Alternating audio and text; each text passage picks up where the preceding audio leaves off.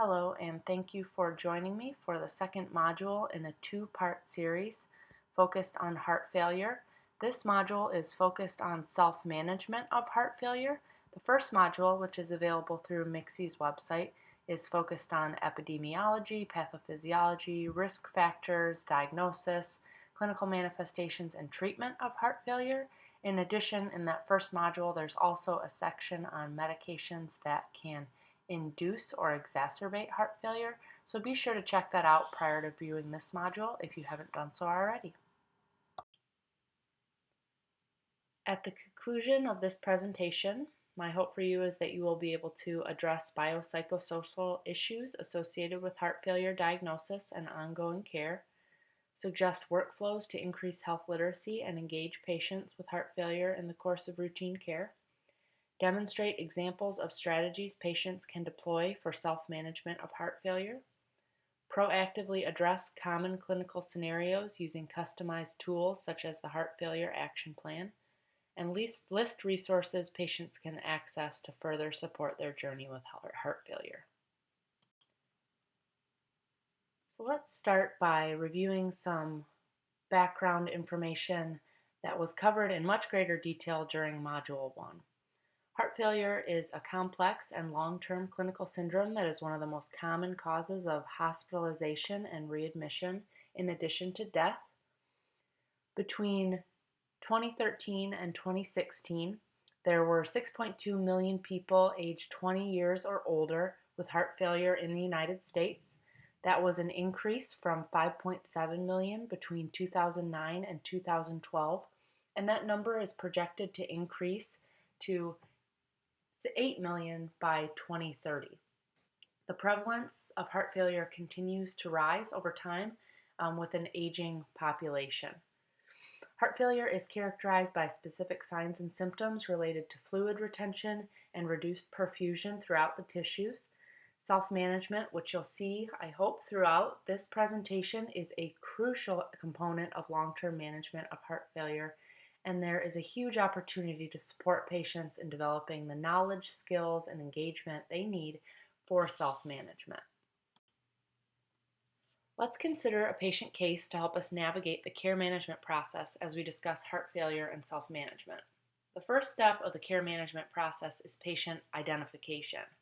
You become aware of Judy's case because you are responsible in your clinic for reviewing weekly ADT or admission, discharge, and transfer lists.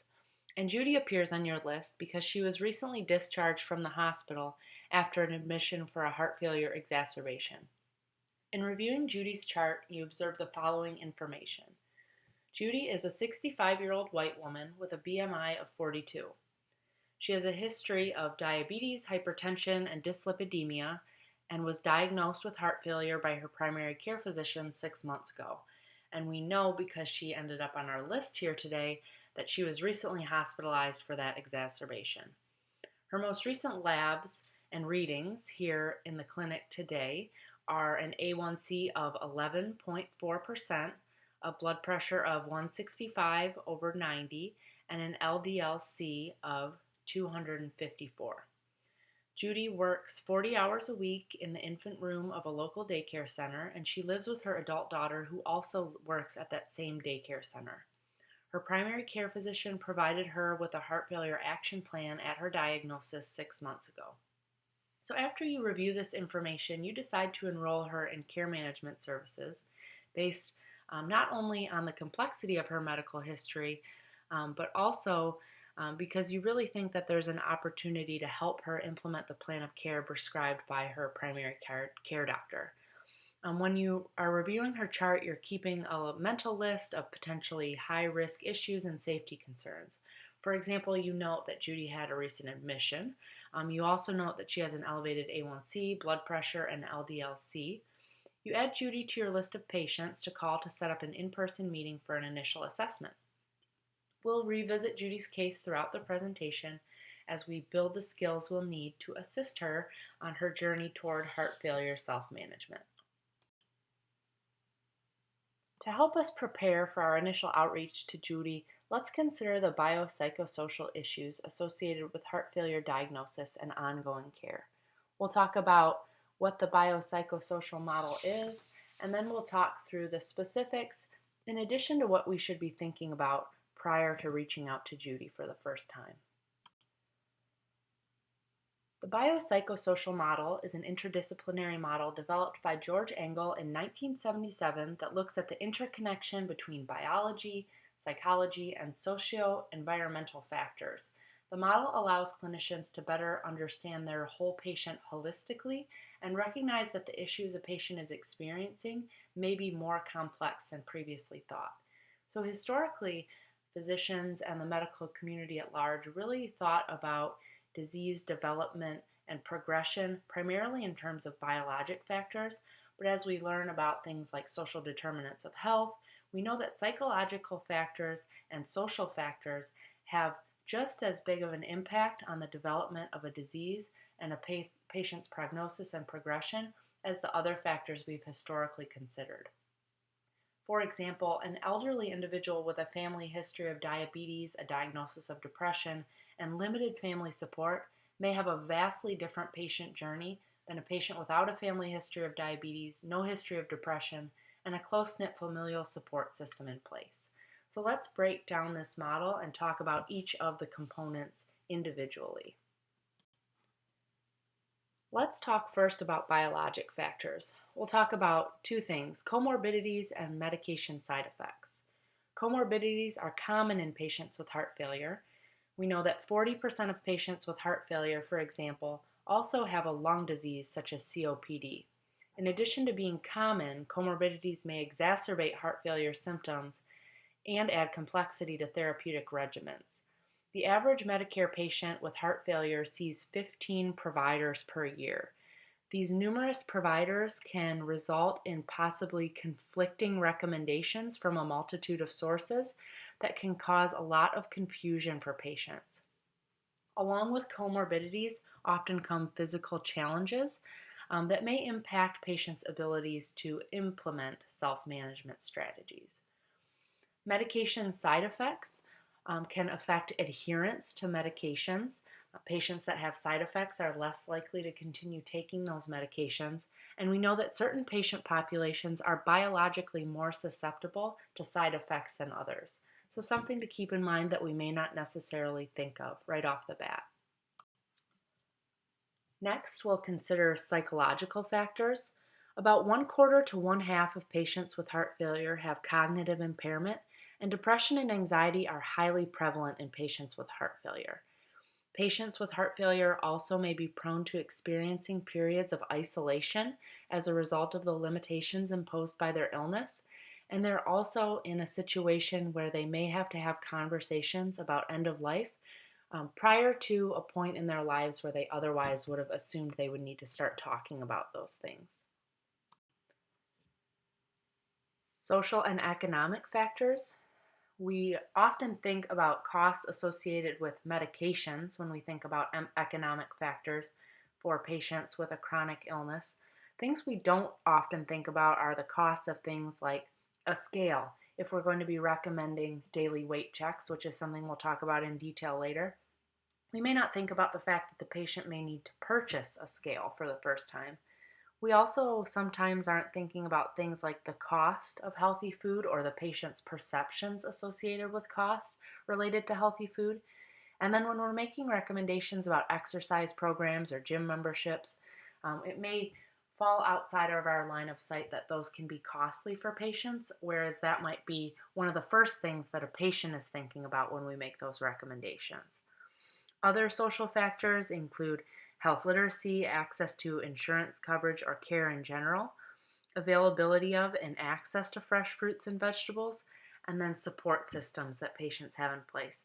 And in a couple slides, we'll talk about the importance of those support systems and caregivers in this patient population. On this slide, you see a graph that displays the typical disease trajectory as it relates to heart failure over time. Initial care needs are very different than end-stage care needs. As time progresses, increased utilization of healthcare resources is common as patients get sicker, and especially during periods of decompensation. Periods of decompensation being the periods where the patient may find themselves in the hospital, just like Judy did for an exacerbation. And you'll see that there in the middle section of the chart. Our goal during this phase is to reduce those hospital admissions and exacerbations as much as possible, keep those folks out of the hospital by addressing biopsychosocial aspects of care, and facilitating self-management. On the next slide, we're going to talk about the role of caregivers in this process.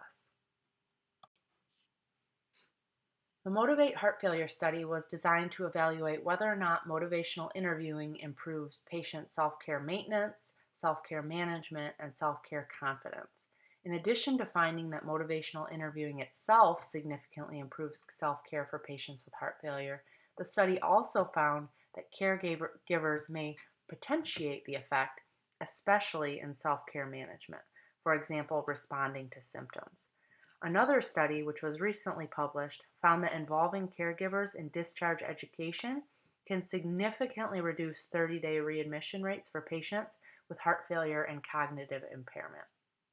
In a study designed to assess the effect of caregiver education in the primary care setting on hospitalizations in patients with heart failure, it was found that caregivers play a particularly important role in early recognition of signs and symptoms of worsening heart failure. So that gives us some additional detail in that final study around where we can involve caregivers in settings that we typically see to help our patient population with heart failure. And that is around that early recognition of signs and symptoms of worsening heart failure. If we catch those signs and symptoms earlier, which we'll see later in our patient case, we can help keep those patients out of the hospital, which is what we all ultimately want. So let's return to our patient case. The second step of the care management process is assessment. As we prepare for our initial visit with Judy to perform an assessment, which biopsychosocial factors should we keep top of mind? When we think about biologic factors, we can ask ourselves questions like, does Judy's condition result in any physical limitations or challenges in terms of daily activities? Psychological factors, we can ask, has Judy been screened for depression?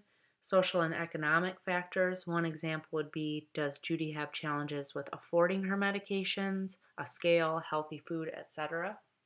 And these are examples of questions we ask ourselves in preparation.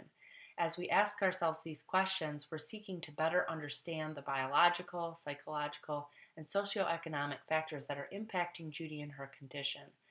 From the discussion, we may gain access to information about what motivates Judy and what her current goals, desires, and level understanding of her condition are. We can also identify any strengths Judy may have that will help her with her self-care needs moving forward. When we actually speak with Judy and collect information during the assessment, we want to be open-minded and seeking to understand. We want to ensure that any plan that we ultimately arrive at together is Judy's plan that we are supporting. A plan that we develop and provide to Judy is unlikely to be successful, and our number one goal, of course, is for Judy to be successful. So by letting her drive the process, we're all more likely to be successful. So when you speak with Judy at your initial assessment, you focus on understanding what she knows about her disease state and medical care plan, and you learn the following information. Although she's always near her daughter, because you know that she lives with her daughter and also works with her daughter can't always attend medical appointments with her, and she's not here for her assessment with you today. She can't remember where she put the information that she received from her primary care physician at her first appointment, and she tells you that she has difficulty with the cost of her medication, so she stopped taking some of them.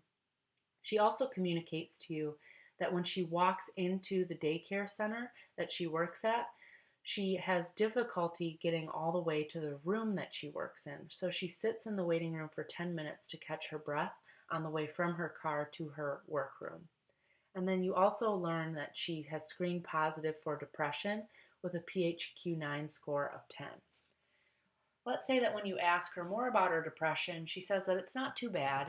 You let her know that there are resources available to her. For example, you tell her about the social worker that is available right in the office that she could speak to. You also offer the option for her to speak with her primary care physician about medication options. Judy says she's going to think about it, and you make a note to follow up during your next visit. So that's an example of a safety issue that comes up during your first assessment visit with Judy, that you make sure to keep top of mind as you move forward and you keep addressing as part of the care management process in subsequent encounters. From your initial conversation with Judy, you see that there are a lot of potential opportunities to help Judy with her self-management plan. At the conclusion of your assessment, you begin by asking Judy what's important to her and if she has any ideas about how to move forward. So here's an example of a dialogue that might take place between you and Judy. You say, "We've covered a lot of different topics today, Judy. Thanks for being so open and honest with me. I really think we can work together on some of your challenges. If you could pick one goal for yourself in all of this, what would it be?" To that question, Judy replies, "That's easy. I do not want to go back to the hospital." To that you say, "That's a good goal. Do you have any ideas about how you can reduce your risk?" So here we're asking Judy to brainstorm with us a little bit. But Judy's not so sure, and she responds, "Not really." So at this point in the dialogue, it can be very tempting to formulate a plan ourselves to give to Judy, but we don't want to do that because we know that the plan needs to be Judy's plan.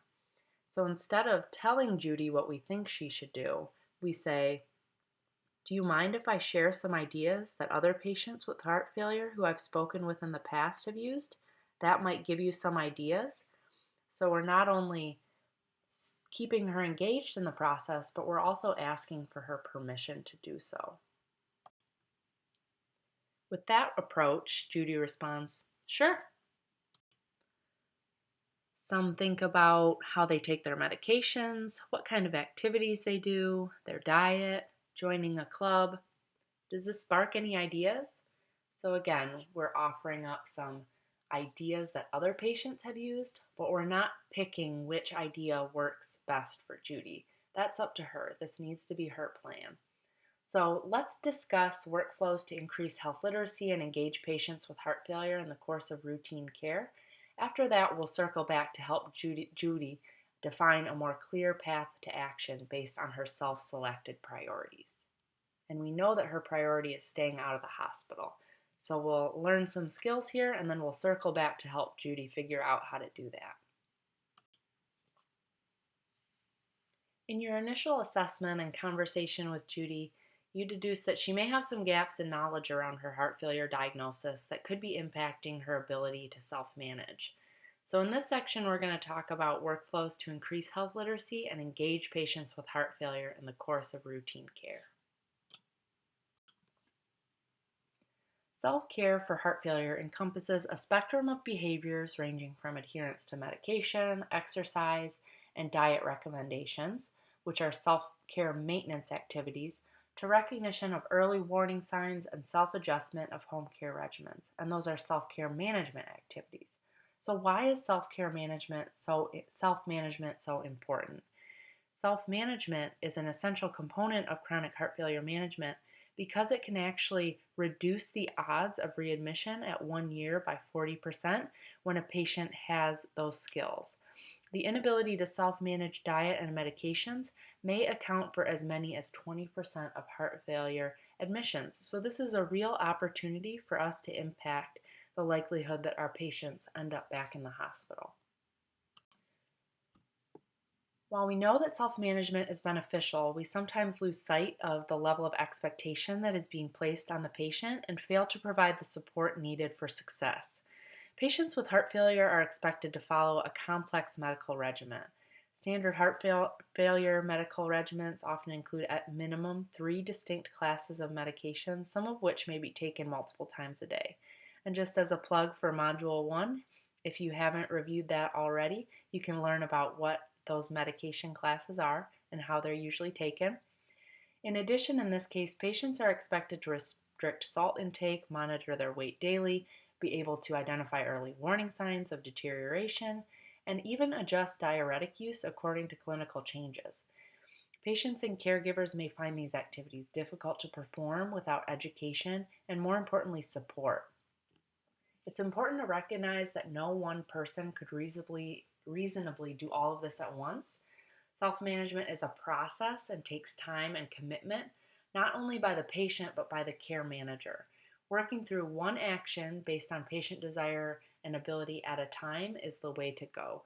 So dumping all of these asks, all of this information in the patient's lap at once is unlikely to be successful.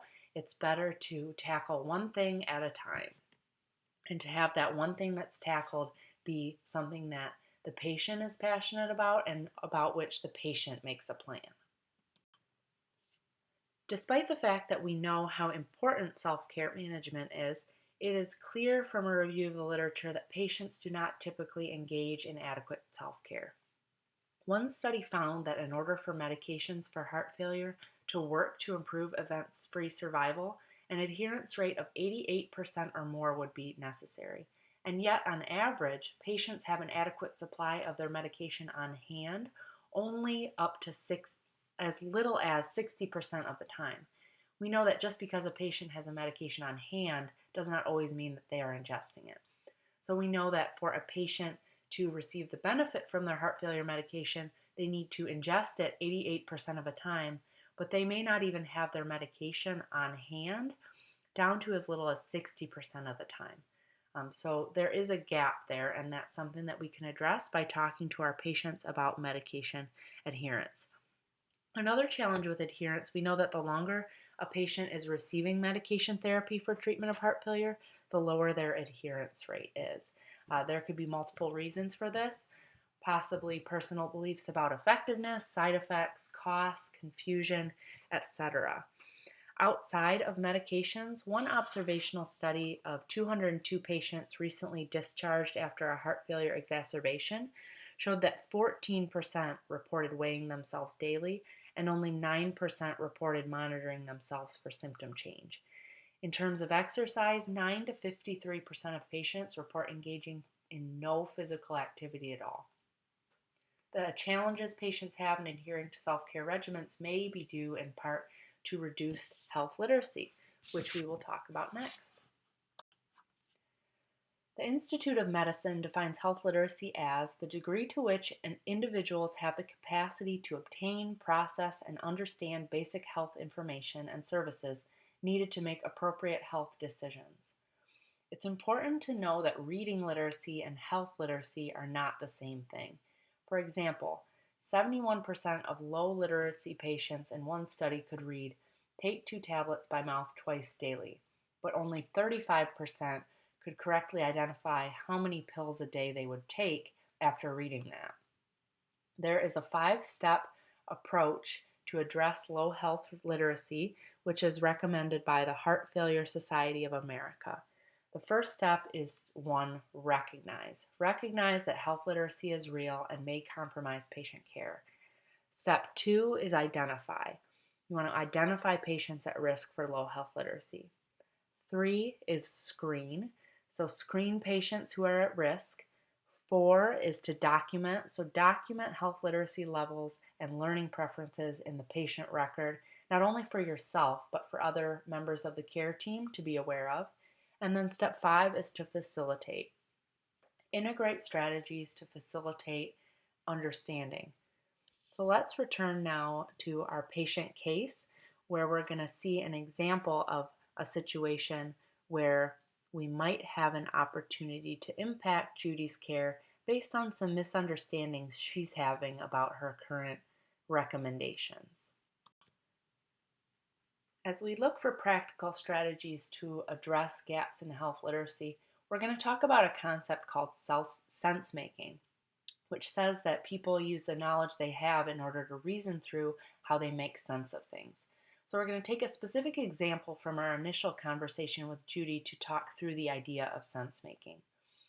So remember, we left off by saying some think about how they take their medication, what kind of activities they do, their diet, joining a club, and we asked Judy, does this spark any ideas? To this, Judy responds, well, I definitely don't want to talk about activities I do. I know that's just a fancy way of saying exercise. Last time I was here, my doctor talked to me about how I need to lose weight, and then he said to weigh myself every day. First of all, I just got out of the hospital and I can barely walk from my car to the room I work in. How am I supposed to exercise? Second of all, what is the point of weighing myself every day? I already know I'm overweight.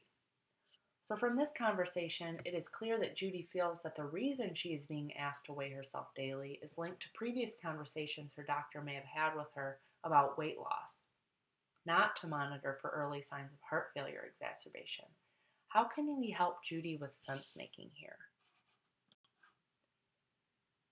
Before we revisit this conversation with Judy and go back to look at a dialogue that would proceed successfully to help her make sense of the recommendations we're giving her, let's talk in more general terms about what sense making is.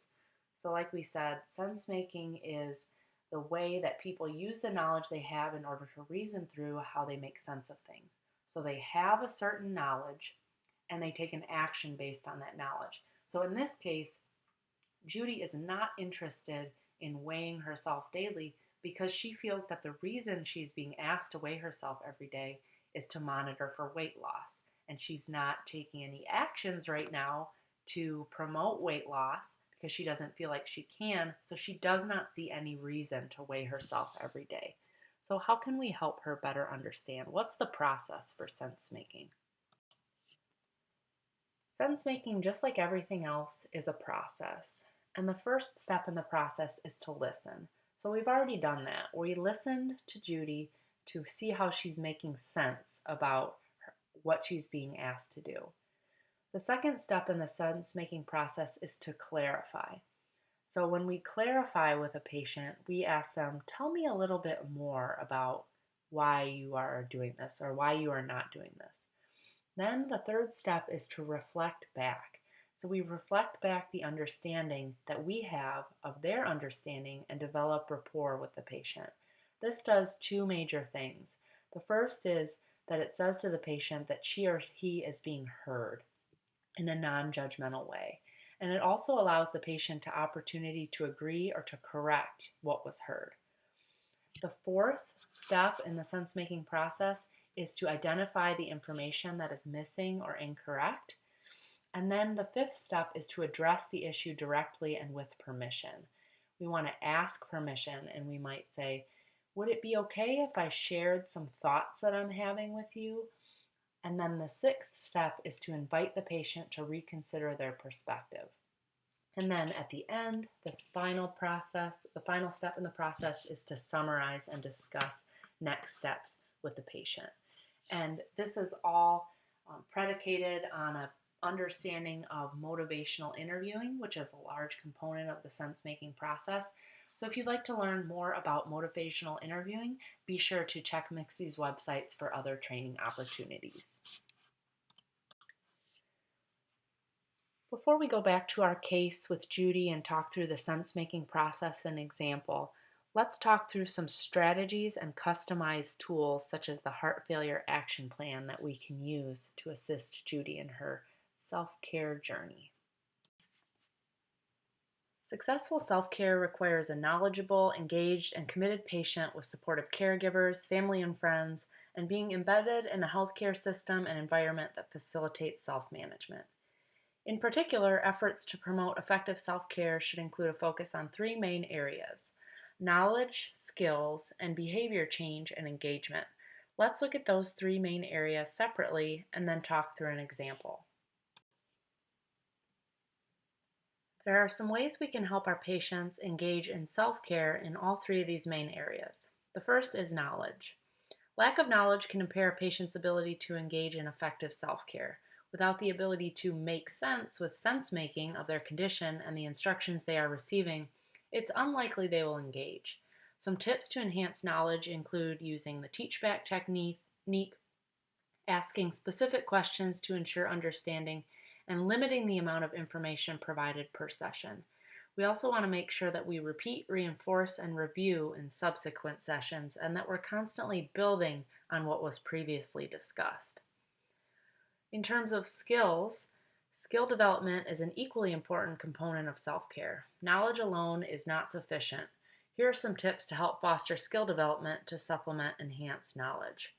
You can provide experiential learning opportunities or do some role playing. An example of role playing would be to have a patient practice a conversation with you where they're calling their provider's office to describe worsening symptoms. You can also host group visits for multiple patients and their caregivers. In the category of behavior change and patient engagement, in order for a patient to make a behavior change, they must be engaged.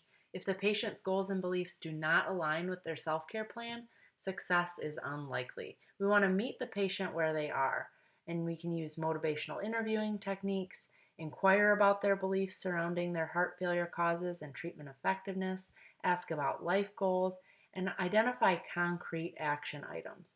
You always want to let the patient take the lead on brainstorming when possible.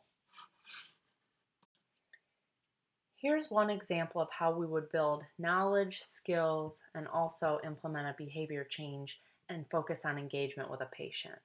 So if we're talking about salt intake, with knowledge, we would have the patient explain why limiting salt is an important component of self-care.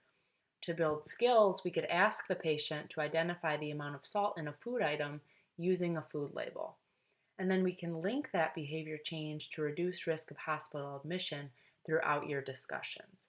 So that's not necessarily the process that we would go through in that order, but those are all the things that we would want to keep top of mind as we were building on all three of those main areas with a patient.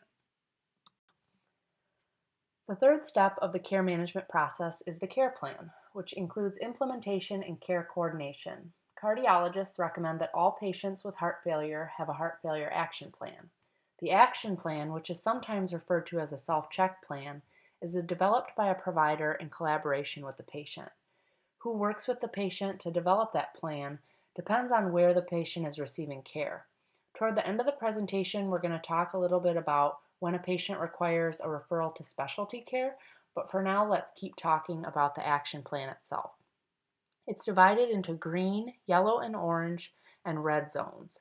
The zones correspond to status. Green would indicate that the patient is stable, whereas red would indicate an emergency, where the patient needs to contact 911 immediately.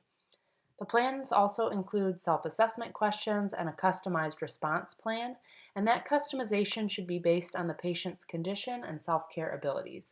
In a few slides, I'll show you two examples of what an action plan could look like. Let's talk about why the heart failure action plan and daily self-monitoring is important. Certain signs and symptoms often precede further changes in clinical status that ultimately require hospitalization. For example, one study showed that patients who had a weight gain of more than 2 to 5 pounds in 1 week had 3 times the rate of hospitalization as those who gained less than 2 pounds over the course of that same week. For patients that gained more than 5 to 10 pounds over the course of 1 week, the rate was 4.5 times higher. As a result, early identification of worsening clinical status through symptom monitoring may be helpful in avoiding hospitalization. In the end, however, the effectiveness of obtaining information about daily symptoms and signs may be determined by how that information is used. For example, if a patient knows that they've gained more than 5 pounds over the course of 1 week, but they do not inform anyone of that, the effectiveness of avoiding a hospitalization will obviously not come to fruition. Remember to tie self-monitoring and management to the patient's personal goals. For example, if it's important to a patient to walk his daughter down the aisle at her wedding next spring, remind the patient that taking steps towards self-monitoring and intervention can help that patient avoid hospitalization. The patient self-assessment occurs daily and asks that the patient ask themselves a series of questions about breathing, weight, swelling, and possibly other everyday things. For example, when thinking about breathing, the patient asks themselves, can I breathe as well as I usually can? With swelling, are my ankles more swollen than usual? There are some other examples here on the slide, but I won't read them all to you. Remember that it's very important that the patient understand the rationale for daily self-checks. The earlier detection of those warning signs can lead to intervention, which can reduce hospitalizations. Next, I'm going to show you two separate examples of what a heart failure action plan might look like. What your actual practice uses in terms of a heart failure action plan and the template will depend on EMR capabilities and organizational preferences or workflows.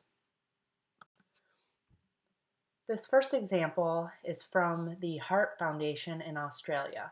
I'll show you the different segments on the next few slides, but wanted to show the whole document on a single slide so that you could see what a full-page heart failure action plan document typically looks like on paper in terms of structure. It's important to note as we review this heart failure action plan and the next one that the entire document represents an ideal state type of scenario in terms of what we would want a patient to be monitoring for daily. It's usually way too much to expect a patient to do all at once right off the bat. By working with the patient to understand their goals and abilities, we can begin to build skills to support the components of the heart failure action plan that are in alignment with his or her goals. Make sure to acknowledge the patient up front that this is a lot of information, and getting started with a single step is a great first step. So here's the green section of the Heart Foundation's Heart Failure Action Plan. This is for when the patient is feeling well and their symptoms correspond to a weight that's on target, and you'll see here that there's a place to document the target range for the patient's weight. This document has the weight written in kilograms, and that is because this is an Australian document. Of course, any heart failure action plan template we give to a patient, we would want to have the weight in pounds here. The symptoms would indicate that there's little or no swelling, the patient is breathing easily. And then it tells the patient what to do when that's the case. Keep taking your pills, keep doing daily checks, keep eating healthy with a low salt diet, and keep making changes to improve your health. This is the yellow and orange section. So this would be a situation where the patient's weight is up by a certain amount, again in pounds, over 1 to 2 days. They might have swelling in their ankles, leg, or abdomen, could be hard to breathe. Also could be a situation where their weight is down by a certain amount. And in this place, the patient is not feeling well.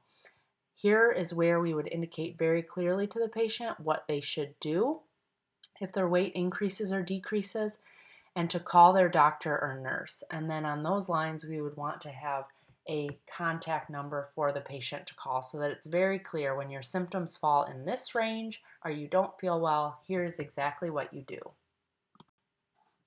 And then finally, here is the red section. This is a section that would indicate that there's an emergency and the patient could call 911, not 111. Again, this is an Australian document. The symptoms would include sudden severe shortness of breath, chest pain that's not relieved after following their action plan, or sweating, weakness, or fainting. Here's the second example. This one is from the American Heart Association. You'll see that it's structured similarly in terms of being separated into green, yellow, orange, and red zones. This one, however, does have some differences, and I'll cover those on the upcoming slides. Here's the green section, and this has a place on it for the patient to check which symptoms correspond to how they're feeling. So for example, no sign of chest pain, their weight check is stable, and there's a spot for them to write in their weight in pounds, no new swelling, and then at the bottom it says what the patient should continue based on that. Continue with your daily weight check, meds as directed, low sodium eating, and make sure to keep your follow-up visits. Here's the yellow-orange section, again structured very similarly. The patient can check off if these are the symptoms that they're experiencing, and when they fall into this zone, this is when we use caution. So the patients indicate that they may need to contact their doctor or provider or a need to change for medications. One thing I don't like about this one is that there's no place to note what doctor or nurse the patient should call or a place for the contact information. So if your heart failure action plan that you use in your organization is structured this way, make sure that that is notated either in hand or in some other written typed format, who the patient should call in response to what. And then here's the final red section, and this is the case where the patient would need to call either their physician or 911. And again, I don't really like the ambiguity there. Is it the physician or is it 911? But there are spaces here to have the patient check that this is the symptom that they're experiencing. For example, shortness of breath at rest, loss of appetite. that sudden weight gain of more than 2 to 3 pounds in a 24-hour period, or 5 pounds in a week. Now that we've learned some new skills, let's revisit our conversation with Judy. Remember, we left off with Judy saying, "Well, I definitely don't want to talk about activities I do. I know that's just a fancy way of saying exercise. Last time I was here, my doctor talked to me about how I need to lose weight, and then he said to weigh myself every day. First of all, I just got out of the hospital and can barely walk from my car to the room I work in. How am I supposed to exercise? Second of all, what is the point of weighing myself every day? I already know I'm overweight." Let's take this opportunity to use some of our new sense-making skills. We've already listened, and now we want to clarify and reflect back your understanding to Judy by saying, "I can understand your frustration, Judy. Let me make sure that I'm hearing you correctly. You're thinking the daily weight check is to monitor for weight loss. Is that right?" In response to our question, Judy replies, "Yeah, of course." Now that we've clarified and reflected back and clearly identified a gap in Judy's understanding, let's address that knowledge gap by asking for permission. I have some information I'd like to share with you about daily weight checks and heart failure monitoring. Would it be okay if I shared that with you now? Sure. We asked Judy, "Do you remember the last time you were in the hospital and you couldn't breathe very well? And the doctors you saw in the hospital kept referring to the extra fluid in your body?"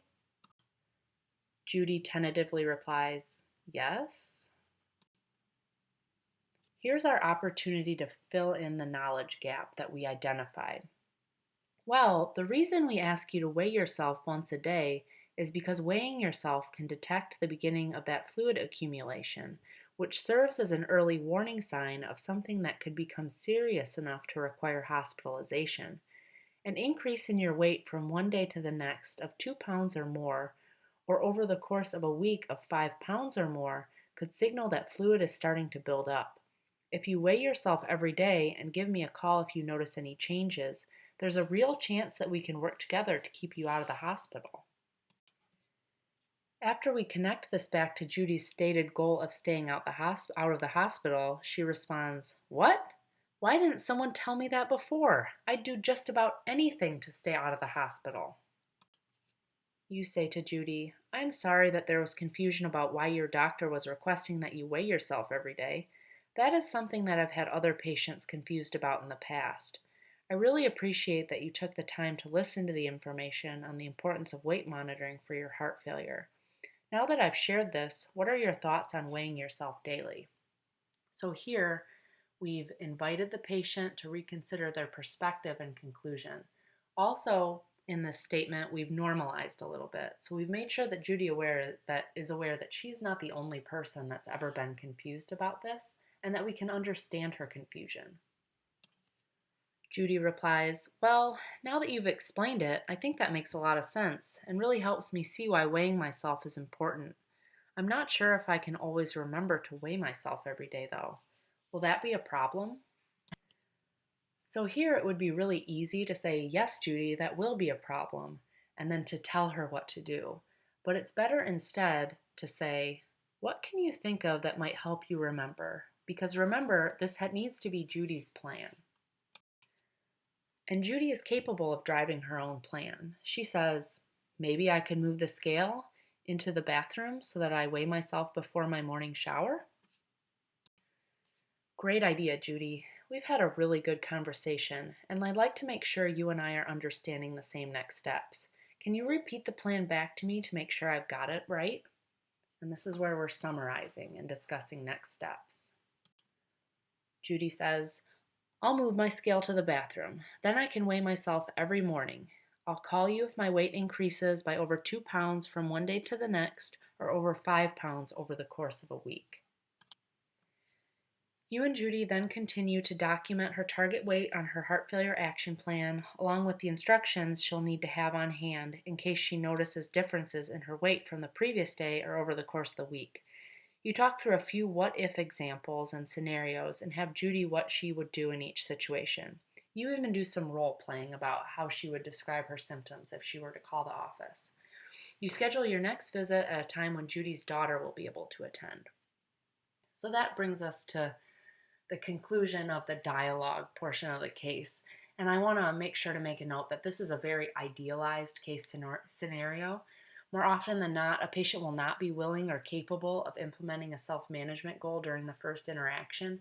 The purpose here was to highlight some of the skills we covered during this module, especially the importance of a patient-directed plan and not telling the patient what she or he must do. Before we move on to talk about resources available to patients, let's talk about how to ensure a recipe for success for our patients. When we talk about self-assessment, coach patients on screening tools to use to assess symptom severity for things like exercise tolerance. For example, have them use a scale to say that they're having no issues, mild issues, moderate issues, or issues even when they're at rest. For each symptom and severity, instruct patients on what level would require them to make a modification to either their diet or medication, and when they need to immediately call their physician's office for evaluation. And this should all be noted in some way on their customized heart failure action plan. For swelling, instruct patients to examine their legs each day. It's not necessary to teach patients the classic edema scale from 1+ to 4+ pitting edema, for example, as even clinicians are unreliable in using this system. Measuring ankle circumference with a soft tape measure could be one way that you have patients objectively measure any swelling that they may be having. However, there's no data to support or show that this is more effective than a subjective assessment of it's worse than yesterday. The optimal level of sodium intake for patients with heart failure is not known. And I wanted to make a note here that historically we did talk a lot about fluid restriction for patients with heart failure. However, that has fallen out of favor and is no longer recommended. It's only recommended now for patients with refractory heart failure or symptomatic or severe hyponatremia. When we talk about salt, the recommendation typically suggests restricting sodium to less than 3 grams per day, and you want to fill in knowledge gaps as needed on the following information, such as how to assess food labels and calculate daily intake, the relationship between sodium intake and swelling, so getting back to that why and that sense making, the fact that sodium and salt are the same thing, and then hidden sources of where salt can creep into the diet, such as restaurant food. When you talk to patients about sodium, you want to focus on what patients can have, not always on the restrictive aspect. Ask the patient what they're eating now and what ideas they have about how to modify their diet. When it comes to activity, studies have shown that patients with heart failure who engage in routine exercise experience improvements in quality of life, and that exercise may also reduce the rate of hospitalization. You want to consult with the provider managing the patient's condition regarding activity to ensure safety. It could always help that provider with referral to cardiac rehab, which is something that's often underutilized when necessary. Remember when talking about activity levels to always ask the patient about what they're currently doing for activity and what activities they have. And I would be remiss if I did not spend at least a couple slides here talking about medication. So we all know that drugs don't work in patients who don't take them. Medication therapy reduces hospitalization and mortality rates. Higher adherence correlates to fewer emergency and hospital visits. And then we talked about that study earlier that found that an 88% adherence rate or better would be necessary to improve event-free survival for patients with heart failure. So we want to make sure our patients understand that they should take their daily medications regardless of whether or not they are feeling well. Some patients may skip doses when they are feeling well, thinking that they are not needed. And if you want more information about specifics to medication and heart failure, make sure to revert back to that first module that's available through the website. Some tips here on how to help ensure adherence.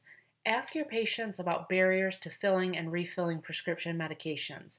Not only cost, which is usually the first thing we think of, but also transportation. Encourage the use of a single pharmacy for all prescription medications and routines associated with taking medications. For example, place medications next to the coffee maker or use pill boxes. Remember that we want to discourage placing medications in places where there's high levels of humidity, for example, on the bathroom counter right next to the shower, as that can impact the efficacy and safety of some medications. When we change doses of medications, we want to write that down and provide instructions for how to dispose of the old medication if the patient will no longer be using it. We don't want that patient to have the opportunity to have the wrong dose on hand and accidentally ingest it. Educate on anticipated side effects, including what they should do if side effects occur. Provide guidance for times when routines will be disrupted, for example, during times of travel. And make sure the patient knows the name, both brand and generic, of their diuretic, especially if that's something that on the heart failure action plan we're asking the patient to modify dosing of in response to symptoms. Relying on knowing what a medication looks like, for example, saying that that's your white pill, is not sufficient and should be discouraged. Our last section here will be focused on resources for patients. First, we'll talk about when to refer to a specialist or heart failure program or heart failure clinic. A specialist should be referred to when there's new onset heart failure, regardless of the ejection fraction, and that referral should take place for the evaluation of cause, guideline-directed evaluation, and the management of recommended therapies, along with assistance in disease management. Also for annual review for patients with established advanced heart failure or when there's a need for a second opinion regarding cause. Specialist is also good to bring in when there's chronic heart failure with high-risk features. An example of a high-risk feature would be clinical deterioration as indicated by worsening edema or exercise testing, for example. Can also refer when there is a need for assistance with medication therapy or to address comorbid conditions which may complicate treatment. So for example, if the patient has chronic renal disease on top of heart failure, or for consideration of device therapy or discussion regarding participation in a clinical trial. The average patient with heart failure that receives assistance from Medicare sees 15 providers per year, which is something that we recognized earlier and talked through how that could create confusion for patients. This team of 15 providers can include the primary care team, cardiologist, or the heart failure clinic folks, specialists for other comorbidities. It's very important that the patient should always be aware of who is the lead manager of their care and who they should call for what. Refer patients to heart failure education classes when they're available, and referral to palliative care early in the disease process can provide meaningful support to patients and their families. And then hospice care is a team that can be engaged near the end stages of the disease. Here are some links to some resources for patients. Each of these sites either has care tip sheets, such as with the American Association of Heart Failure Nurses, or education modules, which is the case with the Heart Failure Society of America. So just some things to be aware that are out there and exist for patients. This is our last slide. Let's circle back to Judy one last time. We want to remember that self-management is a process for Judy. Continuous follow-up and revisiting of previously discussed topics will be crucial to her success, and her priorities may change over time. You want to evolve your approach as your patient's perspectives change, and don't ever lose sight of safety priorities, and let the patient take the lead in the process of goal setting. One thing we didn't touch on during this case discussion was the fact that Judy screened positive for depression. Future Mi-CCSI trainings will focus on team-based care and depression management, so be sure to check back for availability of those modules to keep enhancing your skills. And thank you very much for joining me today for this second module in the heart failure series, and look forward to seeing you on future trainings.